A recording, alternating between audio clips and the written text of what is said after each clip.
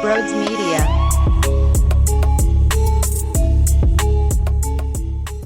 Hey, what's going on, everyone? Is it Sunday at 1 o'clock yet? I can't wait. Before we break down Eagles-Giants, if you're new to the channel, make sure you're hitting the subscribe button and hitting the thumbs up button as well. I greatly appreciate all the support. And real quickly, if you're looking to buy tickets to NFL, NHL, NBA games, you can utilize the promo code BRODES at SeatGeek's checkout for $20 off. $20 off. You're eliminating all the fees right from the jump. There's nothing worse than those bullshit fees. Well, don't worry about it as long as you use the promo code BRODES. So with that being said, get yourself to an event and enjoy the show. What is going on, everyone? Welcome on into Sports Talk with Brodes. It's a football Friday. We're recording this a little bit later than normal. It's the Black Friday, the holidays throwing me off. I hosted on the Fanatic this afternoon, so a lot being thrown around. You had the Flyers afternoon game. Regardless, here we are. It's a late football Friday, but we're absolutely 1,000% having it. And here's what I know. This is an awesome feeling. I don't know how many times I walked into the action during the season on a Friday with a great feel, a great attitude, all this confidence in the world. Now, before you start screaming at the radio or screaming at the speakers, however you're listening to this, your iPhone and say, Brodes, come on, you're going to set this team up for failure with that type of swagger. It's the NFL. Aha, right there. If you head into this game and say, it's the NFL, crazy things happen, to try and convince yourself the Giants are going to win this football game, that just tells me everything I need to know. Because what I like to look into logically before games begin is, where can certain teams win their matchup? Offensive line versus defensive line. The quarterbacks battling one another. Who is the better quarterback? The run game, which has more life right now? The wide receivers, the DBs, etc., etc., etc. The head coaches, the defensive coordinators. If you're going to throw my way that, the Giants can win because the Texans eventually won and the Jets eventually won and bad teams win, you're right. It's not impossible for the Giants to win, but if that's the only thing you can really grab yourself onto here, that's basically admitting that the Eagles have a significant chance of winning this game. They have a high percentage chance of coming out victorious, and that's clear as hell. Look at what's happening right now in New York. Not only do you have issues with Tony, it looks like he's doubtful for the game, and Shepard's ruled out, and Barkley's questionable. Not that that really matters, but they're firing their offensive coordinator. They're desperate as hell to try and grab onto some sort of something to give them some sort of sense of urgency. Daniel Jones is having horrendous games on prime time. If you blitz, if you throw pressure at him and you make him uncomfortable where he's throwing off of his back foot, and oh, by the way, some of his weapons are going to be limited this week, you're going to put yourself in the same position that you did playing against Trevor Siemian and the New Orleans Saints. Trevor Siemian, banged up offensive line, no Alvin Kamara, no Michael Thomas. I should see something look very similar with Kitchens coming in trying to change this bad boy up. Let's go. Attack, attack, attack. There's a reason why in the NFL you need OTAs, you need training camp, you need preseason game, you need all this stuff. And to be fair, maybe preseason games I should take out of the equation because it's very vanilla for a reason. But my point is, it takes a long time to implement strategy when you bring in a new offensive mind. There's no time for that to be worked in with Daniel Jones. And maybe Simple's better for them considering they've been a straight-up disaster and they've been a joke that, hey, simplify things, just try and run. Test out these linebackers, test out the run game with the Giants, right? Because if you think about it, you can date back to the Broncos game, and it's been better. There's no denying that the Eagles have done a better job stopping the run than what was happening in the beginning stages of the year, but it is still possible. The Broncos still did get some energy created. They did move the ball some with Melvin Gordon and Williams out there making you look like you're a fool and dancing around, missing tackles. That is real. So it is there. Maybe that's something they try to establish to get them some sort of juice going throughout the game. But ultimately, I look at this and I say this should be a win. This should be a win by the Eagles as long as they stay true to what they've shown you over the last couple of weeks. I think that it's right there in front of them for them to take. The offensive line is playing so damn lethal where Landon Dickerson, Mailata, Kelsey, Jack Driscoll, Lane Johnson, Good luck. Good luck beating them inside the trenches. That's going to open up the holes. And Jordan Howard is ruled out, so Miles Sanders, Kenneth Gainwell, Boston Scott will be your trio. I think there's something to be said. I mentioned simple for the Giants. Something to be said about how simple Jordan Howard was. See the hole, hit the hole. See the hole, gain the yards, right? It's not about dancing around and trying to get cute, trying to get fancy. You're losing that toughness as well, which is lower the damn shoulder, meet me at the middle, and let's go. I'm about to plow right through you, and I'm going to take you 5, 6, 7 yards extra while churning my legs nonstop. I don't know if Miles Sanders, Boston Scott, Kenneth Gainwell brings that same level of intensity, but there still should be enough to bring to the table that with the threat of Jalen Hurts and his ability to run and the defenders having to choose something as well, hey, which direction am I going to go here? Should I go with Hurts? Should I go with whoever the running back is? Oh, I picked the wrong one. Or it's not really them picking the wrong one. It's Jalen Hurts reading that beautifully and then basing his decision based off of which way the defender's leaning. But my point is, Jalen Hurts opens up the run game for everybody else on top of the offensive line, just plowing left and right too to create the lanes. If that happens and they mix in 20 passes, 25 passes, hitting Devontae Smith, getting Dallas Goedert going, it would be lovely if someone else could be incorporated into the offense. Whether that's Quez Watkins, I would love to say Jalen Reagor, but I think we know it's pretty clear that that's just not going to happen. And I don't know if I mentioned this here or not. I know I did on 97.5 The Fanatic, so if I did already, I apologize. I just speak so damn much that sometimes I forget which outlets I'm even saying certain things. But, I'm not telling you this is going to be the difference maker or the game changer or the ultimate surprise to the Eagles offense, but Jordan Howard was brought up from the practice squad. And now it's, wow, how did we live life without him? Greg Ward, he's been a steady Eddie. He's been a slot guy that is Mr. Reliable. If you just throw him the football, he'll make the simple catch. He won't blow teams out of the water. He's not putting up Travis Fulgham-like numbers throughout that 4-game stretch. But if Jalen Reagor is giving you garbage, and Jalen Reagor is basically giving you non-serviceable, like it's not even serviceable. It's trash. It's nonsense. It's pathetic. It's brutal. Now, someone has to admit that our first-round draft pick is not going to play for a Greg Ward. Is that ever going to happen? I don't know. My guess is no. And they're going to try and sell to you that the speed of Jalen Reagor could do so. All I'm saying is, I wonder what would happen if Greg Ward gets inserted into this offense. Is that another name, another body that maybe can do more than what Jalen Reagor's doing? Not blow the league by storm, do more than what Jalen Reagor's doing. And hell, I think you listening could probably do more than him. I could probably do more than him. My fiance could probably do more than him. My dog could probably do more than him at this point. All he does is catch punts when he probably shouldn't, run a couple yards, get hit the turtle button and kind of just get in and say, okay, let me run back to the sidelines. And there you go. There's Jalen Reagor's day at the office. So is there something to be said about him maybe getting a chance as we look forward with this team?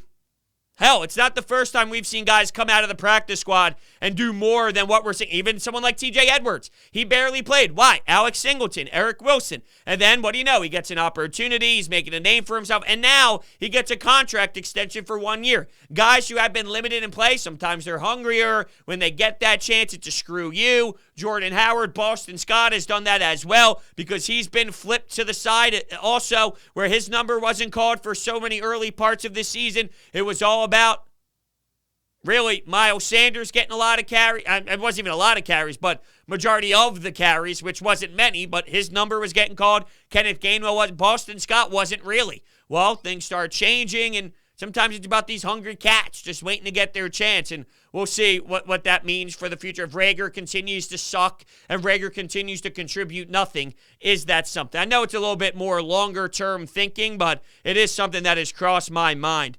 Gannon has to continue to play with this attitude of third and let's bring pressure. Let's have Daniel Jones think. Let's disguise some things. Let's put up some stunts up front to get maybe your defensive line going. The Giants, if you saw anything about the last time they played or anything in general, their offensive line gives Daniel Jones 0 seconds to work. He has no time and space to even sit back, drop back, and analyze his progressions and run through what's happening on the field. So Fletch, Josh Sweat, Derek Barnett, Hargrave, let's go. Let's get rolling here. Let's tear up that O-line. Nate Shorter, thank you very much, my friend. You're about to get abused. All these players about to get abused. There's something to that. And also sending a Maddox, sending an Alex Singleton, sending these guys to confuse him and to show him certain things pre-snap and then bring an element of confusion so he ends up throwing it right into your chest while he's fading away to the right and he's falling to the ground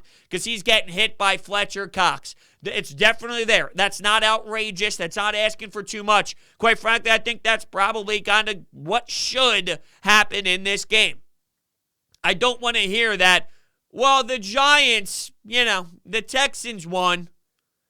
You're grasping for the last possible desperate answer you could find is when you go down that road. Now, once again, that doesn't mean it's impossible. It's not impossible. The Giants can win this football game. It's hard for me to say, you know what, the Eagles are going to win out the rest of the way. Because that's what, an 8-game win streak? They have 6 games to go. They won 2 straight. They're 8 games good. I can't go that far, even though the Cowboys are losing, and Thanksgiving was super fun watching that team fail, and it seemed like Derek Carr and the Raiders, they were trying to lose. They have a couple seconds left. They have a timeout before overtime starts. They just kneel anyway. It was brutal. There were a lot of flags involved as well, though, that I know made fans on Twitter extremely pissed off because it ruined the flow of the game or whatnot. But as the Cowboys continue to struggle without CeeDee Lamb and without Amari Cooper, they're not on the field for them, which definitely plays a role in their offense. Although you could yell at the fact that Zeke just isn't that type of beast anymore and he doesn't provide that spark anymore.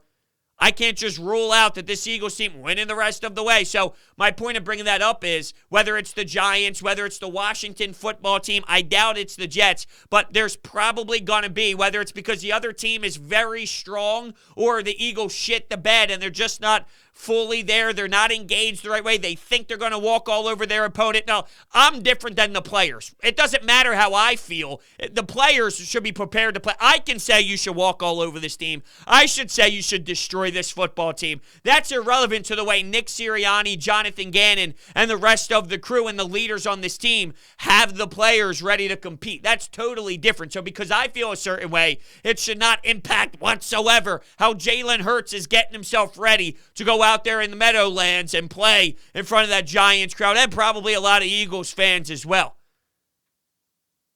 So along the way, somehow, there's probably going to be a loss throughout this schedule at some point. Maybe it's Heineke in Washington. And once again, I'm getting farther ahead here, but I'm bringing that up to you because it relates to they should win this game, and I don't want to hear that, well, they'll lose just because it's the NFL.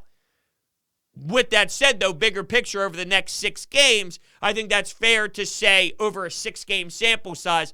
I think you have a high percentage in this 1-game effort, though, for this to be one that you execute and win the football game with the flow of your identity right now, with the swagger of your identity right now, with where the Giants are internally. I heard Galloway getting asked questions about where he was right now and if he's frustrated with his role, and he smiled and said, I'll keep that one to myself. They're in shambles. They have no clue whatsoever. While, Washington has a little bit of life, and Dallas, while they're falling apart, they're not on the Giants level of internal disaster. So you could see why I feel more confident in this one than, let's say, the other ones with the remaining schedule. I like this feeling, though. It's awesome. I didn't expect, let's say, 5 weeks ago, 6 weeks ago, to ever be in a position where the door is cracked just the tiniest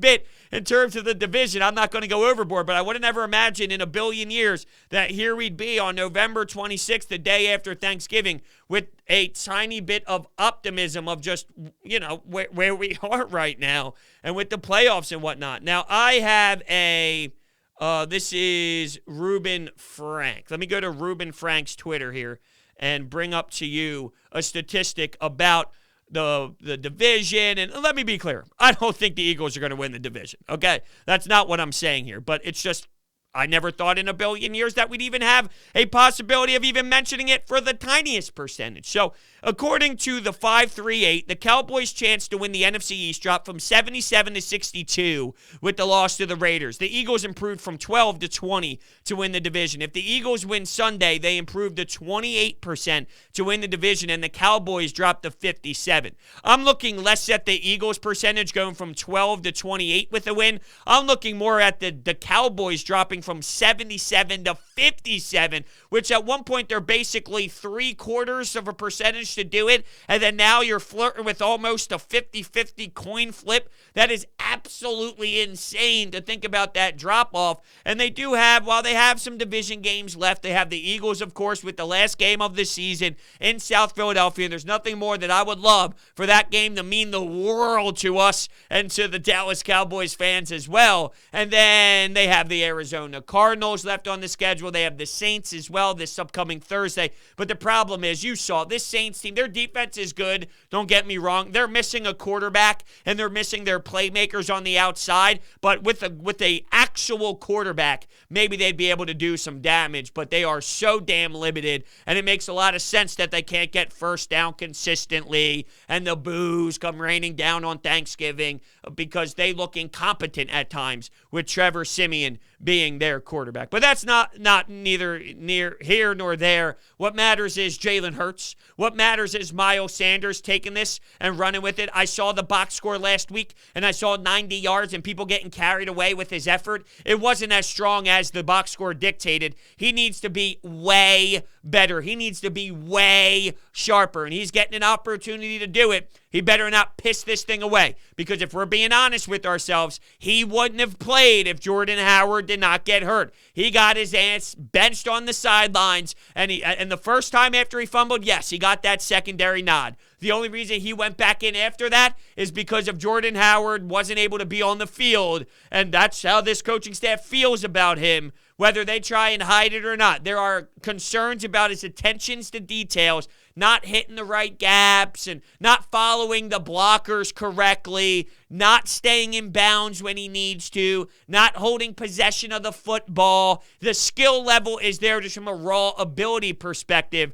But if you take away everything I just mentioned that are extremely important, that has to be emphasized and detailed with his fundamentals, well, you'll lose a lot of power as the playmaker that you are, and it's something to highlight here. I don't think the lack of Jordan Howard should limit them from what they're capable of doing because of, one, Jalen Hurts' ability to read the defenses with that run game and the options, and two, with the way your offensive line is just plowing through individuals left and right. I mean, like I said before, me, you, your grandmother, and your mother could run through some of these gaps right now and gain 5, 6, 7 yards to set this offense up in second and manageable because of Jason Kelce and the rest of the crew. I love Nick Sirianni giving all the praise in the world. The 62, looking at Jason Kelce, and 65 last week, because they're the anchors of this bad boy. And it puts a big smile on my face to see them explode the way that they do. All right, we're going to get to the Anytime Hotline calls in just 1 second. Let me tell you about WinView, which is the nation's leading sports predictor, allowing you to compete in pregame or live contests against other people, not the house. Forget about spreads, over-under, salary caps, and everything else involved. All you need to do is answer questions. That's it. It's just that simple. Answer questions. Right now, they have a deposit bonus where if you deposit anything up to $100, they will double that. If you deposit and spend $50, you'll get $100. If you deposit and spend $100, you'll get $200. This is the perfect bonus to take advantage of during the NBA season, NHL season, and NFL season. WinView has NFL contests all weekend long, pregame and live. All you need to do is answer questions about the games. Don't worry about losing to the house. Now, I have made so much damn cash from WinView. It's unbelievable. I've stressed this recently that I've become a sneakerhead where I'm nonstop buying shoes, and I'm going down the Jordan 1s, and I'm getting some Dunks as well. I'm looking at some new Jordan 4s. So I am in all shoe mode. How do you think I'm getting the paydays to do this? WinView. I'm going on the app, winview.tv/Brodes, and I'm cashing out because I'm answering the questions before the game begins, and I'm winning left and right. You can too. Check it out. The information is down below in the description. All right, let's head on over to the Anytime Hotline. Hear what you have to say entering the game this week on Sunday afternoon. Yo, bros, just wanted to say, first of all, I hope you and your family had a great Thanksgiving. So when it comes to the Eagles-Giants, it comes down to two categories. One, we have to keep on doing what we're doing and just run the ball. Yes, the loss of Jordan Howard does hurt, but we do have the little giant killer, no pun intended, with Boston Scott, and we can give the ball to Miles Sanders and feed him this week. The Giants have, if I recall correctly, the 30th ranked rush defense in the entire National Football League. On the flip side, in defense, we have to put pressure on Daniel Jones. Look, I'm not trying to talk shit on Daniel Jones, but the dude is just not good. And when he's forced into pressure and he's forced to make decisions, he has been shown to make poor decisions, especially under pressure. Tampa Bay last week spoke volumes. Yes, he can beat us with our legs, and he can beat us with our legs, and we should keep that in mind. But I think if we run the football effectively and keep pressure on Daniel Jones, we should have no problem handling the Giants on Sunday. I love that analysis. I really do, because it ties together with exactly what I was saying earlier, which is be what you've been. If the Eagles continue to run this style and be this identity that they've showed over the last couple of weeks, it's 1,000% going to be effective from both angles here. Jonathan Gannon continuing to bring those blitzes on third downs and confusing with some disguises and bringing some press coverage in there as well instead of backing off because there's no threats. There's no one to be afraid of. Don't worry about anybody out there. They're not good enough to expose your weaknesses. Darius Slay is playing fantastic football, and the fact that he's going to be available, he got confirmed through the concussion protocol. He did get the nod. He got the 2 thumbs up, so he will be there. It's so massive. If you look at the difference, and I was talking to Jeff Mosher of Inside the Birds about this, if you look at the difference between the way that Jonathan Gannon calls games with and without Darius Slay, it's night and day. He feels way more comfortable with Darius Slay out there, as he should. I mean, you can make the argument that he shouldn't be as soft in general when he does lose a Slay, and even at times when he was using Slay earlier, he was that way. But I digress. He hasn't been as of late. And I can smell Daniel Jones trying to force something in the direction of Darius Slay because they're limited in playmakers. You know Slay is going to cover their best playmaker, but Daniel Jones is going to look in that direction to try and force feed something because they're so thin that, maybe that's something that definitely happens. I can see that from Darius Slay. But, yeah, you're right. The Giants defensively, they're bad. They're a bad football team. They can't stop many teams. And the way that this Eagles offense is chugging along nonstop, good luck. Good luck. Nick Sirianni, advantage over Joe Judge. Okay? This Joe Judge guy's a clown. He's making people run before the season begins. He's doing up-downs like it's high school football. People are retiring on him during training camp and whatnot, and during all this preseason action. The guy's a joke. Now, look, we've all made fun of Nick Sirianni for being the opposite way, which was a rah-rah cheerleader high school coach in that direction, which I think was very fair and very valid. I go back to, as much as I give credit to these guys, Doug Peterson, Nick Sirianni, I think majority of the way that this locker room continues to respond is because of the veteran leadership in Jason Kelce, in Lane Johnson. Fletcher Cox, yes and no. I think Fletch has a little bit more of an edge to him where he's not as much of a and this is no knock on Fletch. He's a fantastic football player and a good dude. I'm just saying. Lane Johnson, Jason Kelce seems to be more of like a pro in the locker room. Malcolm Jenkins seemed to be more of a pro.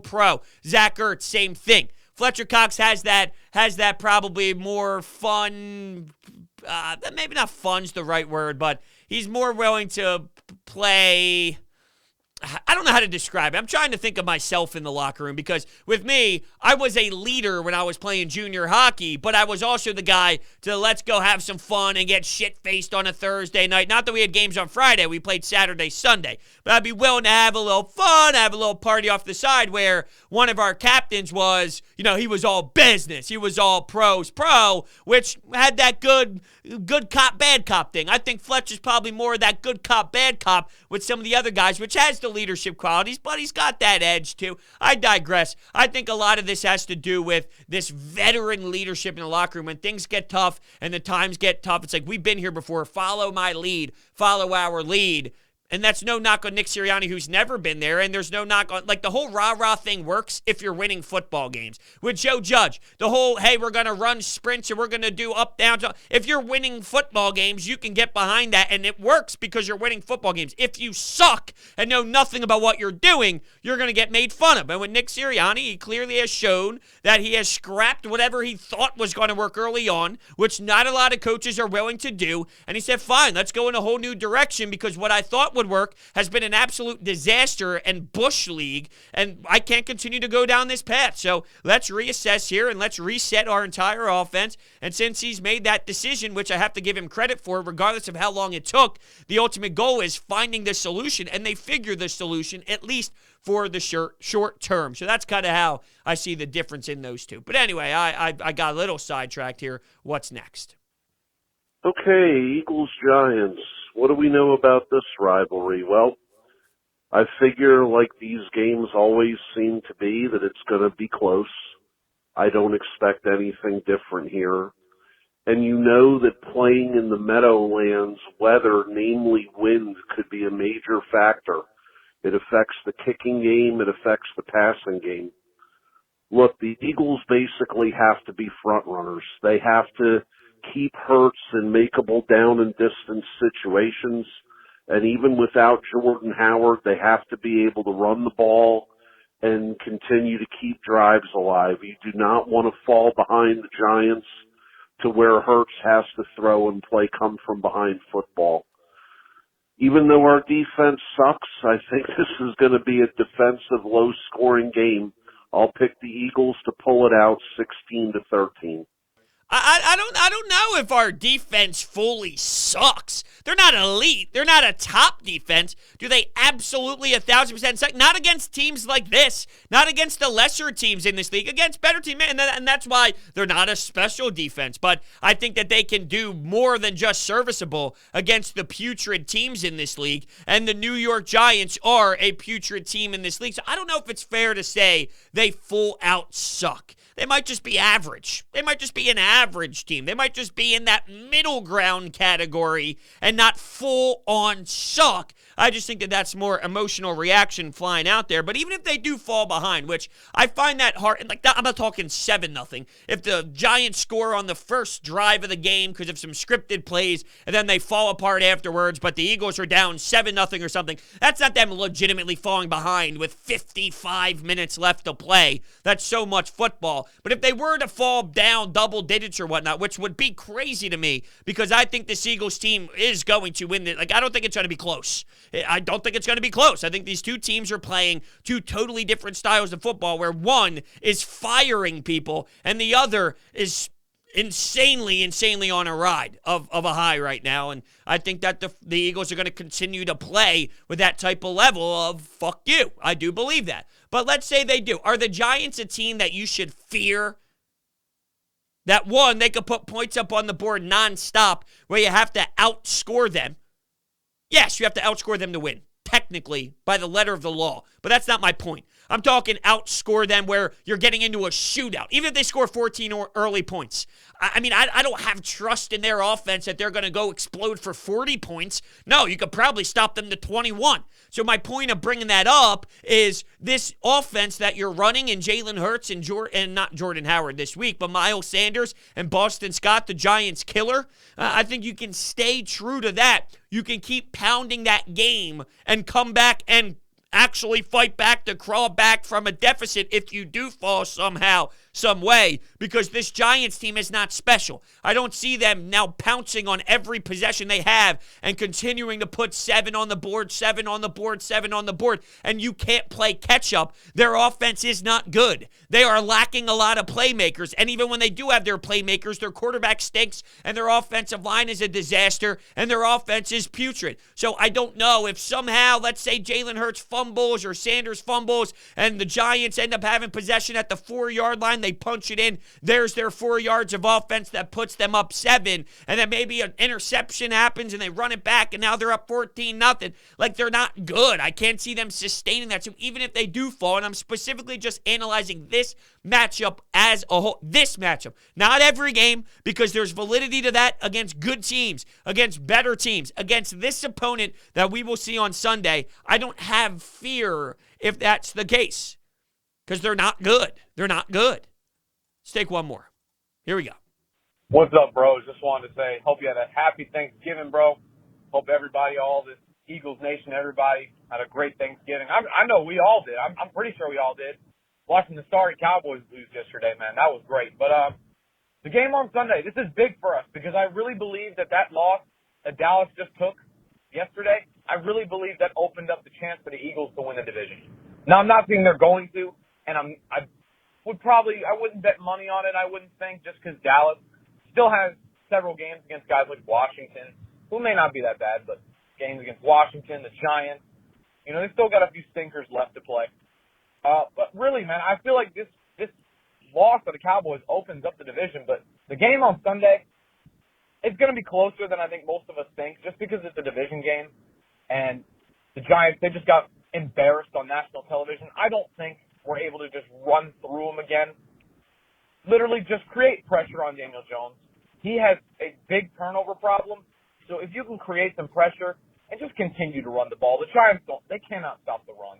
Yeah, they can't. And you know what? I guess I'm in the outlier. I think people are afraid to commit to the beatdown. People are afraid to say that the Eagles are going to go in there and handle business smoothly. And I think it's fair because in the beginning of the season, right, they haven't been good. So it's clear that there's flaws. But at the same time, I think we're afraid to commit because we don't want to get emotionally sucked in. But if we're honestly being 1,000% true to ourselves, this shouldn't be close. And if you're giving me because it's a division game, it's going to be close. I think that's just us with this defensive mechanism of it's going to be a close game. You're setting yourself up for the security blanket kind of thing, which, be honest, let it go out there. Let it all fly out there. The Eagles should crush them. With the way the Eagles have been playing, with the way the Giants have been playing, the Eagles should crush them. And that's how I expect it to go down. And I'm normally not this way. Normally it's a little bit different of an approach by me. But I keep it 100. I keep it the way I feel. I don't fake emotions. This is where I'm at today. I sit here and I see a team that should get mollywopped. And the team that should get mollywopped is the team in blue. So let's go Birds, damn it. I see it being a beatdown. And we come back on Monday with huge smiles on our face and we go, E-A-G-L-E-S, Eagles! That's what we do. All right? What else we do is D. Simone Jewelers. We go there. The best in the business. They work with you to get the best design at the most reasonable price you will find in the market. It's a family-owned business located in Haddonfield, New Jersey, previously in Jewelers Row. Will, Lou, Nick, Mike, they are fantastic people. I got my fiance's engagement ring there, and it was the best experience in my life to the point where I went back for every holiday to this point, basically. Her birthday, Valentine's Day, it's nonstop action. They work with you to get the best design at the most reasonable price. You heard it right. Custom jewelry design, jewelry repairs, appraisals, watch repairs, battery replacement, diamond setting, and jewelry cleaning. Make sure you check out their information down below, dsimonejewelers.com, and tell them that Brodes sent you. They are A-plus people, and I wouldn't want to work with anyone else in this entire world when it comes to the jewelry industry other than D. Simone Jewelers, and you shouldn't either. Make sure you check them out, like I said, dsimonejewelers.com. And with that being said, I want to thank everybody so much for hanging out with me today, and I will see you next time.